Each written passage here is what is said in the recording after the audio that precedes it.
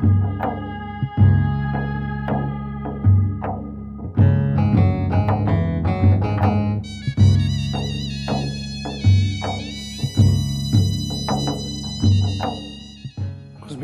va Ozarbayjon o'rtasidagi, umuman turkiyahlar o'rtasidagi adabiy ilmiy hamkorlik aloqalarining ildizlari juda ham qadimiy.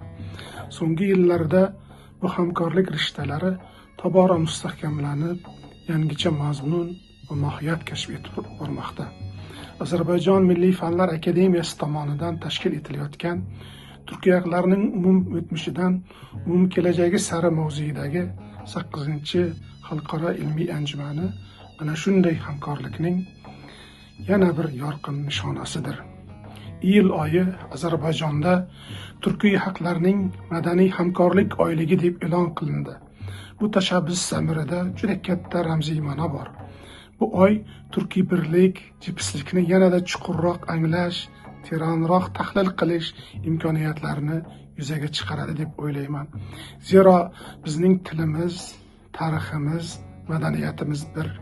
Demak, bugungi o'ylarimiz, kelajak haqidagi orzularimiz, oydin rejalarimiz o'xshash va bir-biriga uyg'un.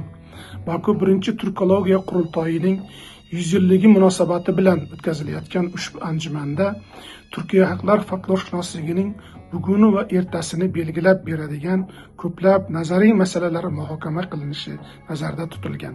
Bunda asosiy urg'u turkiy xalqlar og'zaki ijodi namunalari turkiy haqlarning umummilliy merosi ekanligi, bu merosni tadqiq etilishi haqlarimiz o'rtasidagi jipslikni yanada mustahkamlashga xizmat qiladi deb o'ylayman.